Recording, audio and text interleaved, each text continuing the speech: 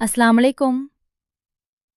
आज के इस रूहानी और फिक्र अंगेज पॉडकास्ट में हम बात करेंगे सहीफा सज्जादिया की दुआ नंबर 2 के बारे में।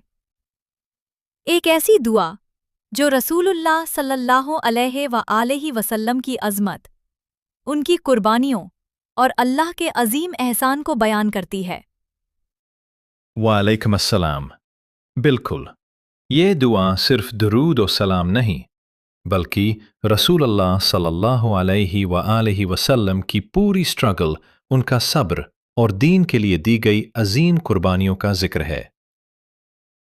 और मुझे इस दुआ की सबसे खूबसूरत बात ये लगती है कि इमाम ज़ैन उल आबिदीन अलैहिस्सलाम सिर्फ मोहब्बत का इजहार नहीं करते, बल्कि हमें ये एहसास दिलाते हैं कि रसूल अल्लाह सल्लल्लाहु अलैहि वसल्लम ने हम तक दीन पहुंचाने के लिए कितनी तकलीफें बर्दाश्त की होंगी। जी हाँ, सोचिए, मक्का, वही शहर जहां आप सल्लल्लाहु अलैहि वसल्लम पैदा हुए, जहां बचपन गुजरा। लेकिन जब अल्लाह के दीन की बात आई तो रसूल अल्लाह सल्लल्लाहु अलैहि वसल्लम ने सब कुछ छोड़ दिया, घर, अपने लोग, अपना वतन।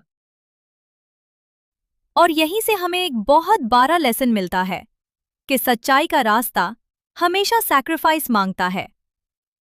अगर इंसान हक पर हो तो उसे कभी न कभी अपनी ख्वाहिशात, अपना कंफर्ट और लोगों की नाराजगी भी बर्दाश्त करनी पड़ती है।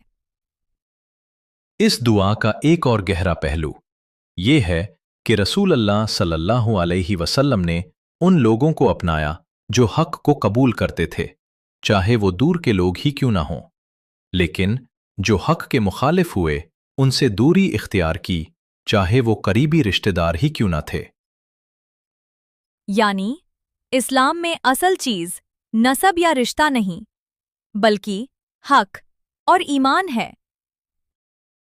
और फिर इमाम अलैहिस्सलाम रसूल अल्लाह सल्लल्लाहु अलैहि वसल्लम को रहमत का इमाम कहते हैं, यानी आप सल्लल्लाहु अलैहि वसल्लम सिर्फ मुसलमानों के लिए नहीं, बल्कि पूरी इंसानियत के लिए रहमत बनकर आए। शायद इसीलिए आज भी करोड़ों दिल रसूल अल्लाह सल्लल्लाहु अलैहि वसल्लम से मोहब्बत करते हैं, क्योंकि आप सल्लल्लाहु अलैहि वसल्लम ने इंसानियत को मोहब्बत, इंसाफ और रहम सिखाया।